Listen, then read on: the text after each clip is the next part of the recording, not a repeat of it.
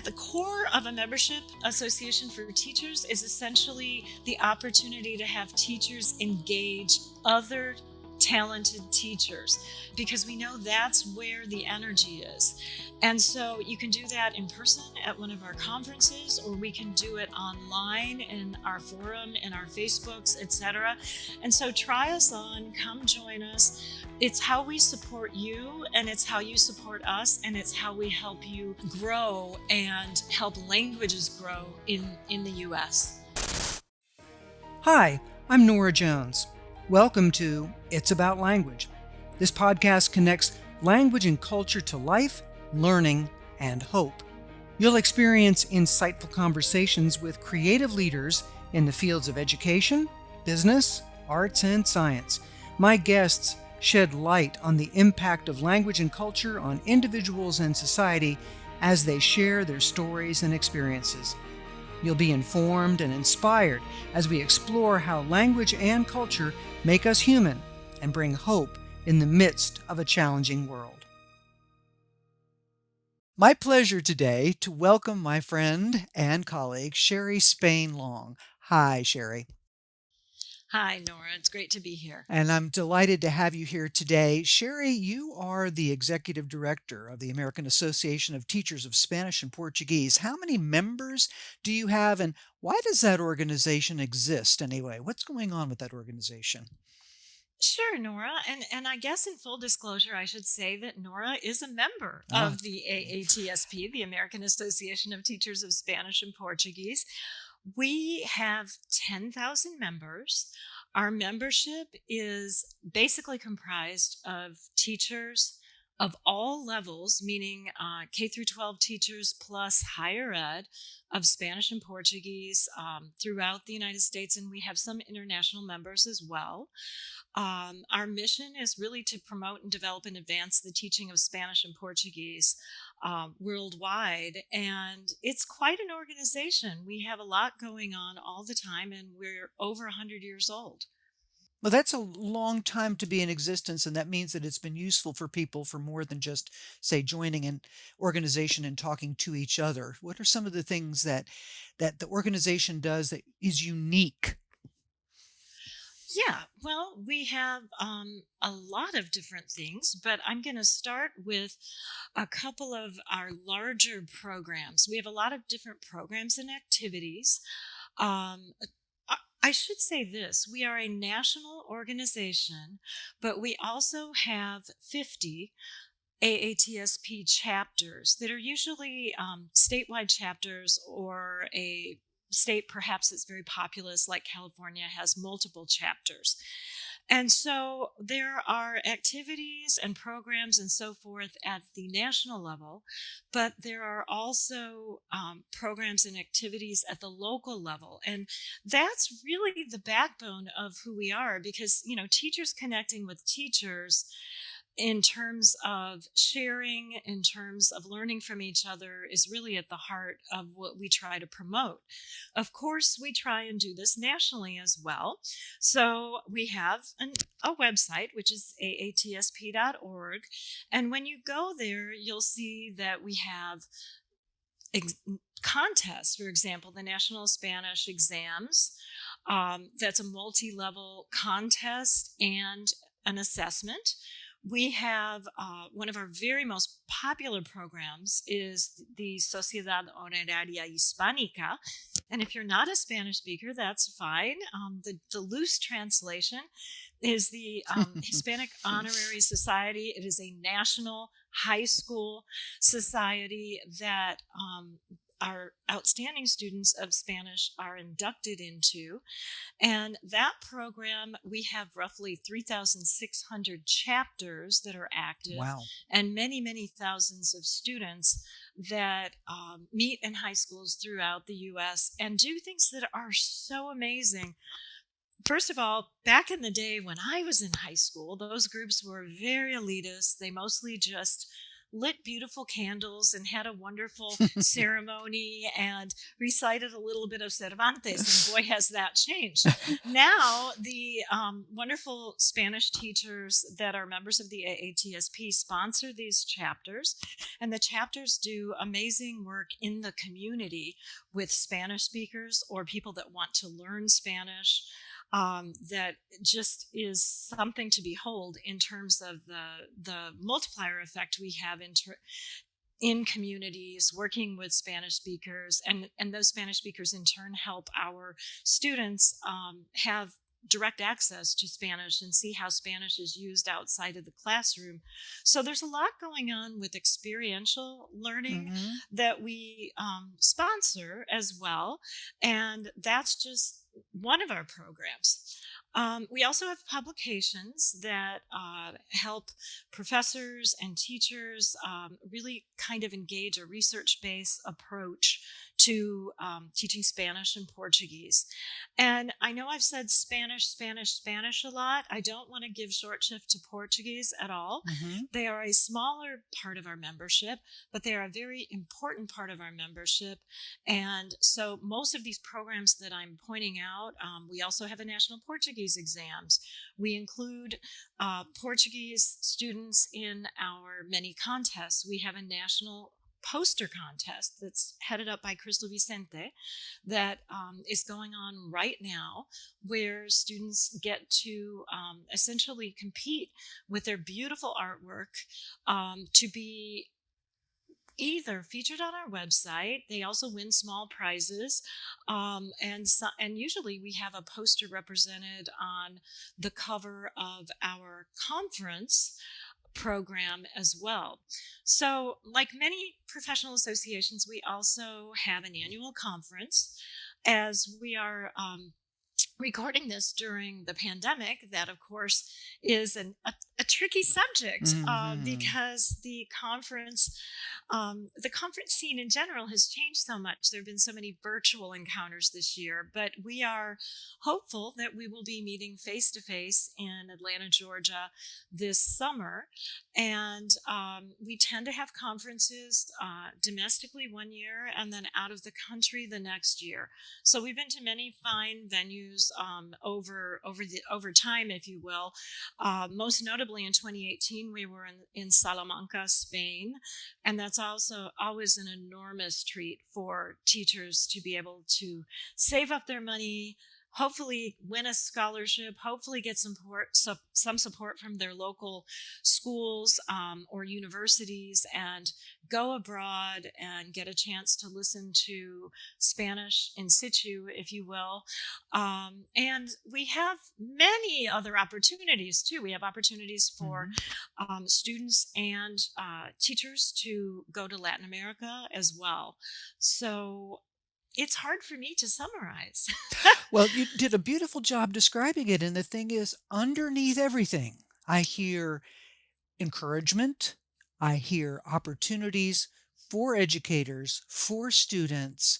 And you won the Steiner Award for Leadership in Foreign Language Education from the national organization ACTFL back in 2019 for doing such enthusiastic leadership. Why, Sheri? Why? Well, I mean, why?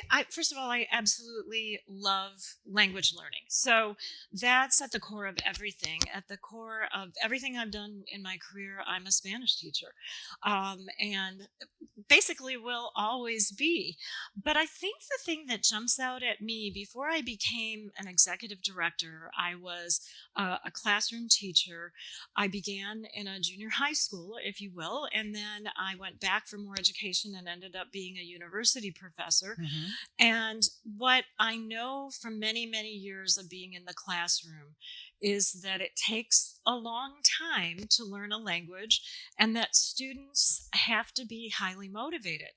And so when I look at so much of what the AATSP tries to do and tries to accomplish, we want to encourage, we try to motivate through whatever means we possibly can, whether that would be helping somebody get abroad because they're a teacher that feels like, and yes, this happens, that their Spanish or their Portuguese is getting rusty because they are not a heritage or native speaker, and they need contact to feel like they are delivering, product to their students and being a good example.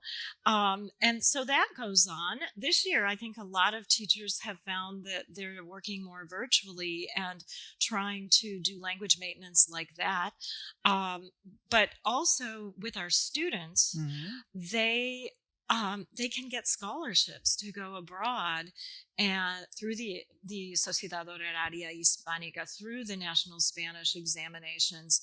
And these are tremendous motivators because it takes so long to get from those early years, that sort of halted beginning Spanish or Portuguese, to that level of fluency that's captured so well in your moniker, Nora. And everybody wants to be fluent. I mean, that is the name of the game. And if one is fluent, or if one has a reasonable level of proficiency, there are so many more doors that open up to students and to teachers with respect to, when you think of our students, the one thing that they really say they want is, they want, for example, Spanish at a professional level so that it can help them get a better job or a better paying job.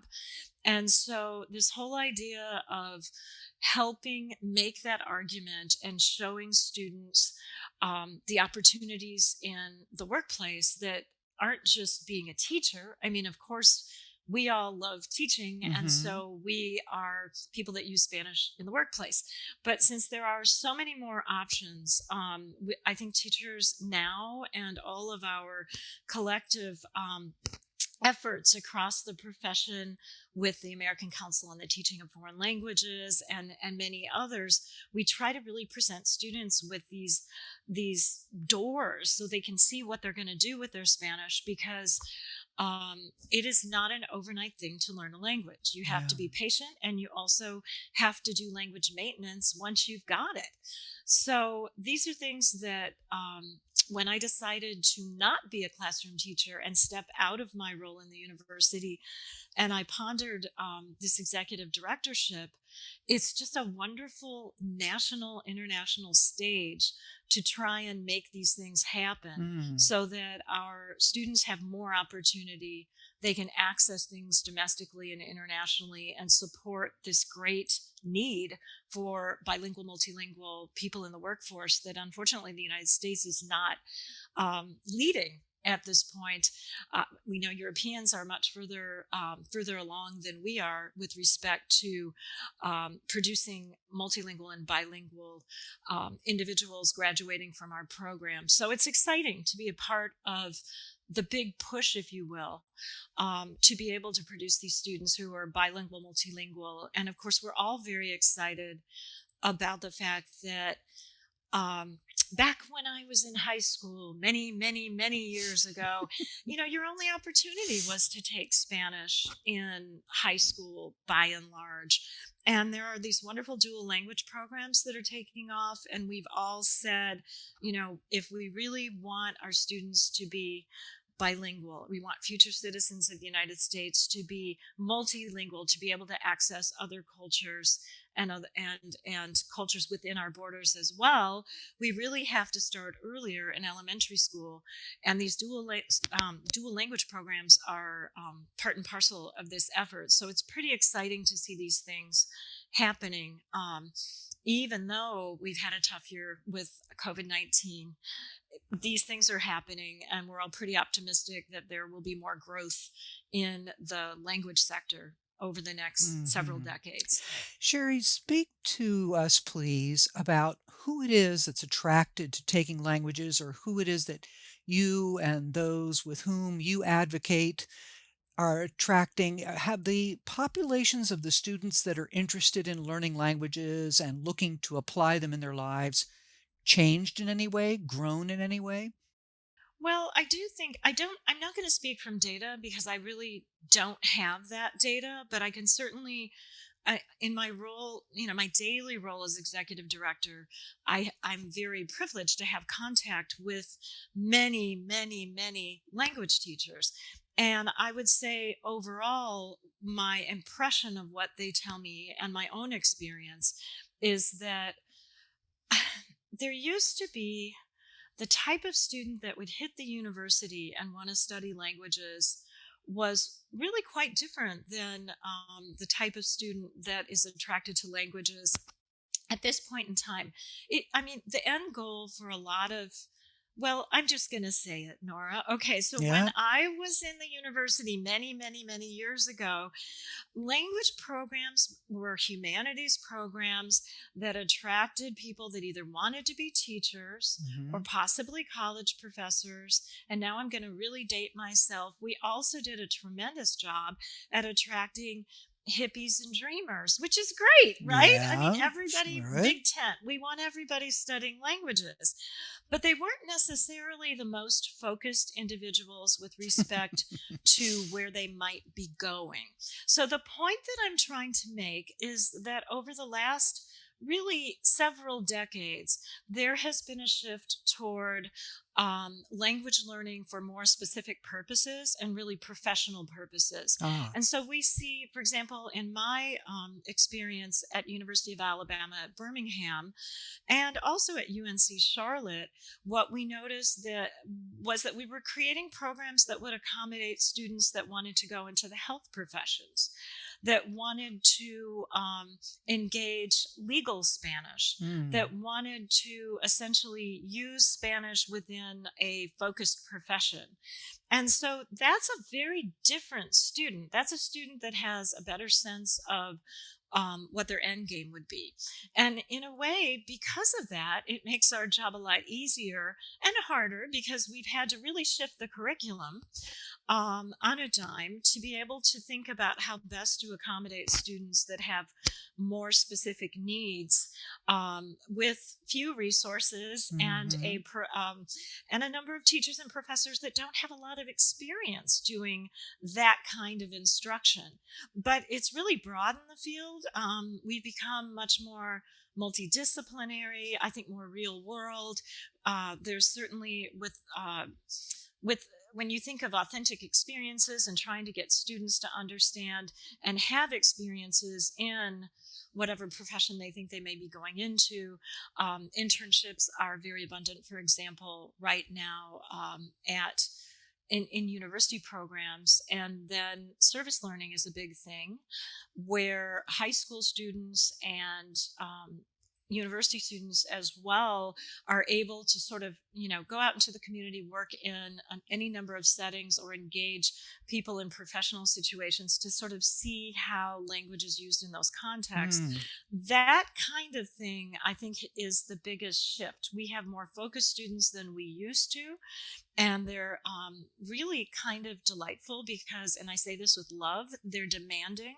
They Mhm. make demands of their teachers and professors in ways that back in the olden days of yore, when we were teaching a lot of grammar, and one of the big pushes has been over the last 20 years to really push oral proficiency because students want to know how to speak the language Uh-huh. so that they can do it when they encounter those who speak the language. And of course, with the rise of the internet and all of this sort of instantaneous communication, it's all accelerated at light speed. So it's a very exciting time, I think, to be an educator, but there is nothing that stays the same. Everything changes from minute to minute, and that can be exhausting, but it's also very exciting.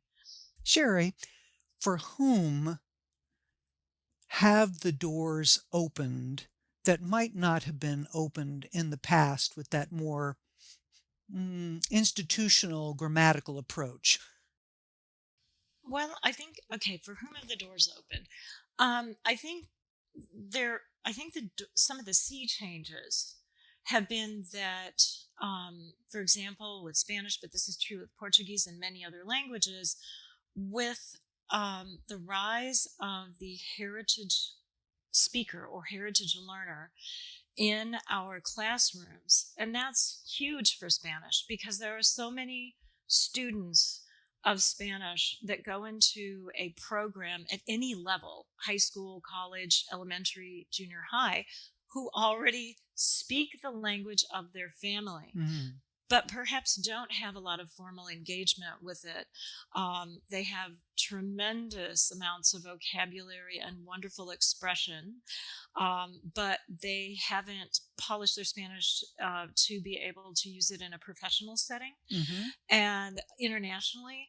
And so I think doors have opened with the work of all kinds of wonderful colleagues. I can think of the Maria Carreras who work in heritage language learning, Tim Patowski. I mean, there are so many wonderful, wonderful colleagues that have really sort of dedicated their research and lives to sort of retooling us Mhm. Spanish teachers to be way more inclusive and not be giving the old traditional Spanish class to the non-native speaker like I was when I was sitting in high school, Uh-huh. and to figure out how to engage the different populations that we have that come to the classroom with different backgrounds, and that's pretty exciting. The other thing that's kind of fun is in Spanish classrooms, I was noticing more and more, maybe I didn't have the heritage language speaker of Spanish, but I had somebody who was a wonderful student who came into my classroom who had another language because mom or dad spoke another language and grew Mhm. up speaking another language. Well, they have tremendous advantages because they already have a certain level of bilingualism, to be able to add a third language, to add Spanish, because Spanish is, there's no secret that it's the second most widely spoken language in the United States. And in certain regions of the country, it's spoken daily and dominantly. So it's something that we've all had these conversations with friends that are highly educated that just found out they're getting transferred to Miami, Mhm. and they realize they may not be able to engage everybody they want to engage in Miami unless they learn Spanish, and so they do.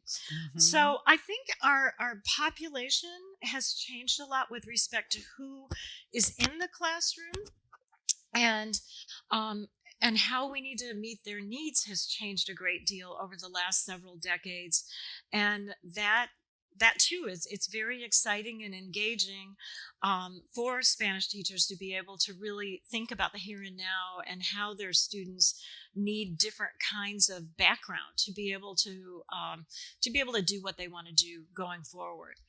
Sherry, that's a really interesting way of approaching and being able to talk about the growth and the changes and so forth.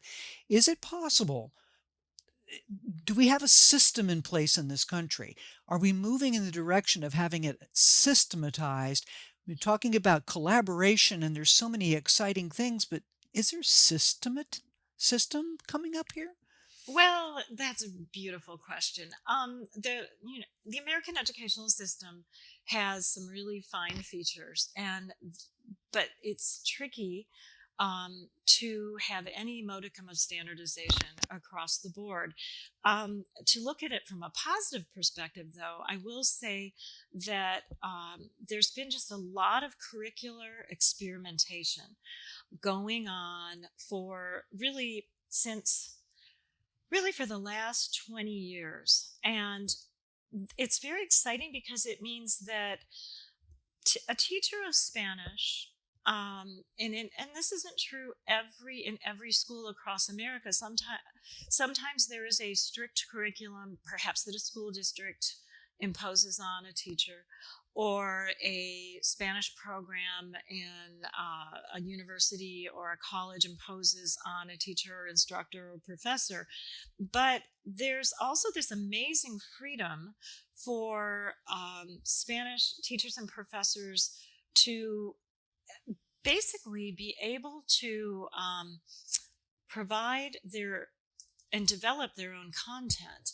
And because of that, that's really something that is, it's a really great thing because we can trial and error what we think works best to develop, for example, whatever the new Spanish major should look like. Mm. When I was a student of Spanish, there was a very well-defined Spanish major that existed in almost most undergraduate programs across the country. It had the same components. Mm-hmm. It had language and literature. It had grammar.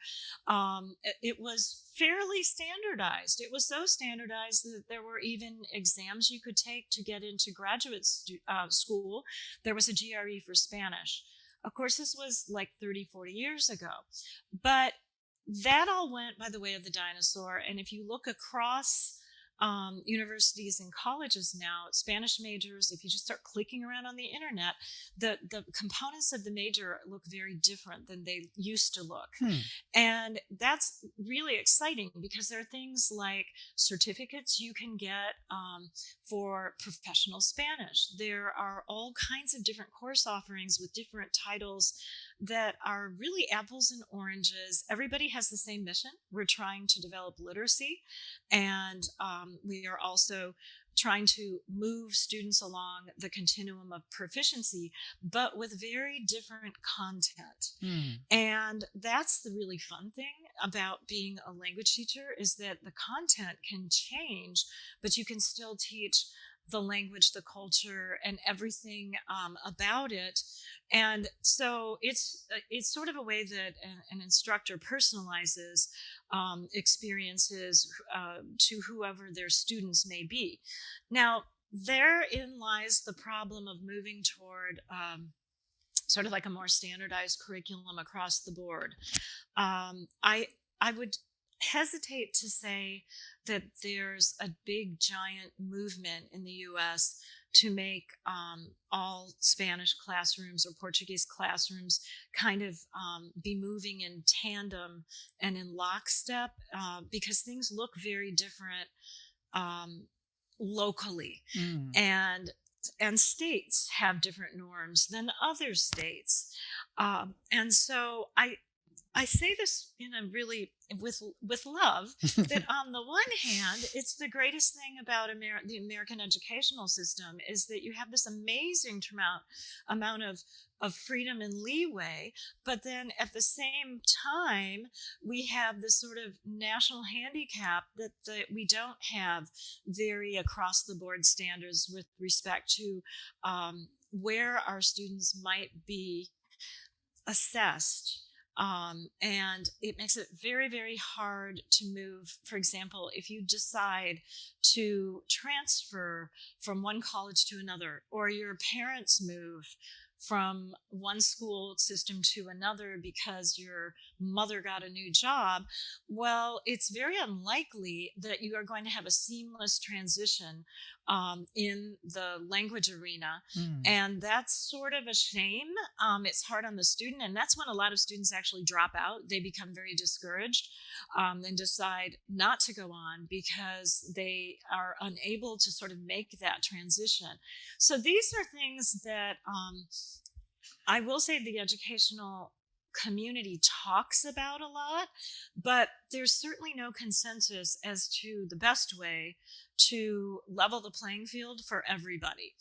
And of course, we know there are programs in more marginal places that are underserved in rural areas, in urban areas, where the same level of education is not being afforded students as in a well-heeled, shall we say, suburban area. So there are all kinds of factors that play into our emphasis on local control with education that make it very uneven, and particularly uneven in the language learning arena.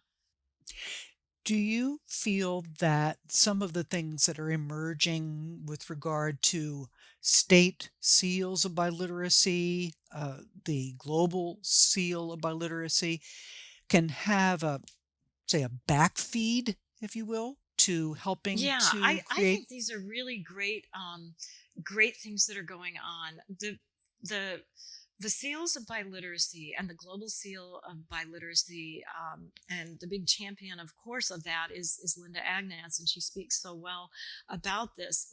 You really see this drive toward credentialing that includes a component of assessment as a way of, as you put it, back channeling or offering a different entry point and end point for students who may be from disadvantaged backgrounds, who are at schools where, and this happens all the time, you've got really great heritage language speakers of Spanish. And guess what? They've taken every single Spanish course in the curriculum, and there's nothing left for them to take. And which is a shame, because even though you think, well, yeah, they speak Spanish, but this level of literacy that you have to get at to be able to really work with technical Spanish or literary Spanish or scientific Spanish or whatever, it's something that has to be continually developed. And so if a student has a multi-year gap, this can be problematic. And so there are lots of neat, bright spots where universities will allow high school students to jump into courses and really wonderful programs like that. But this back channeling of the credentialing is really nice, because it's a way that you can show that you've got multi-literacies and you're multilingual with a credential that is recognized and respected because it's externally vetted. And this is a way that it helps level the playing field for a number of students who have been kind of left out of the system because they maybe weren't the candidate or the right person to be sitting in a Spanish 1 and 2 class in a high school that doesn't offer anything else. And so these are very exciting things. And what we're seeing is they have really helped programs grow. And so I can think of just locally, I'm actually located in Alabama, Birmingham, Alabama, and there is a high school just down the road that got very involved in the Seal of Biliteracy, and their program has grown because, again, the credentials are very motivating, and students want to graduate from high school with additional credentials. And students that are at the university often go for something like the Global Seal, because this is another way that the Spanish that they own has currency, and their native language, whatever that may be, outside of just, I took 3 years in high school and that's all I can say about my Spanish. Yeah. And that's not very informative. Nobody really knows what that means. But we all know what it's like to be somewhere with peers that will look at you and say, I took 3 years of Spanish in high school and I can't speak a word, which is always very heartbreaking for a Spanish teacher to hear. And unfortunately, that still goes on, and you still hear that. And so there are these wonderful credentials that even sort of include this idea of language maintenance, which is very interesting too, so that it can be used professionally and on a continuum in a way. It makes you think about languages as not just course completion. And I think that's a big pivot for a lot of Americans, to be thinking about language learning as not just a bunch of years sitting in a chair in an institution somewhere in the United States of America that may or may not have an outcome that is useful. That's beautifully said, because that usefulness of language as a tool is, of course, something that I believe that educators work with all the time. Sheri, I would like you to do one final thing for us today, okay? I'd like you to imagine for just a moment the folks that are listening to you, thinking about all of this, and this is your opportunity to turn to those folks that are listening. One last opportunity to exhort, invite, inform, warn. What do you want to have as the last thing to make sure that people have heard today from you? Oh, that's just, Norah, you outdo yourself with these questions. I think the thing that I really want anybody listening to think about is that there are professional associations, and there are so many of them, but the AATSP is one of them. We have wonderful regionals in the United States. We have a wonderful ACFL, a big umbrella association of all the languages. I could go on and on and on. These organizations are there to support you, and we can't do it without you. So a lot of the things that I've just rattled off today are there because we have members, and as memberships are very important to us because that's how we support these programs for languages, and also how we can advocate for expansion of languages in Washington, D.C., in your state houses, so that we can take the profession where we need to take the profession. The teachers know where they want it to go. I mean, they know they want more language offerings in their high schools and at their universities. But we sometimes are unable to get the attention that our profession deserves because we don't speak with the collective voice with I need to say I have 10,000 members, but what I'd really like are double that, because there are many, many, many more teachers of Spanish and Portuguese in the U.S. that don't either know about us or maybe just don't completely buy in. They think that we are sort of self-propagating. And what I really would like to invite everybody to do is simply explore what we have to offer. We noticed that when we took a membership survey that people joined for maybe one or two reasons. Maybe they give the National Spanish exam, and they really don't know much more about us. And at the core of a membership association for teachers is essentially the opportunity to have teachers engage other talented teachers, because we know that's where the energy is. And so you can do that in person at one of our conferences, or we can do it online in our forum, in our Facebooks, etc. And so try us on, come join us. It's how we support you, and it's how you support us, and it's how we help you grow and help languages grow in the U.S. Beautifully said. And I'll give a shout out because my membership in the AATSP over the years and the inclusion of my students as part of the whole experience of excellence in Spanish, and I did the same thing with the French organization, made a big, big difference in their sense of where they fit globally. So thanks for that invitation, Sheri, and thanks for heading up the organization that makes that possible. Well, thank you. And I would be remiss in my duties if I did not say muchas gracias y muito obrigada for all of your hosting and really providing us with a forum to be able to talk about the language enterprise and language in the sector of education and its importance. So I thank you so much, Norah. Thank you, Sheri. It's been a great pleasure to have you today. Thanks for all of your work, and good luck, and let's double that membership, shall we? And double the impact and then some. How about that? Absolutely. Sounds great. Okay, take care now. Thank you. Thank you so much for listening to this episode. If you enjoyed it, please share it with your friends, family, and colleagues. Let's continue the conversation. Be sure to check out my website, fluencyonline.com, to learn more about our guests and to check out the resources and information they've shared with us there. I have other ideas, resources, and opportunities there for you too. Again, thanks so much for listening, and until next time,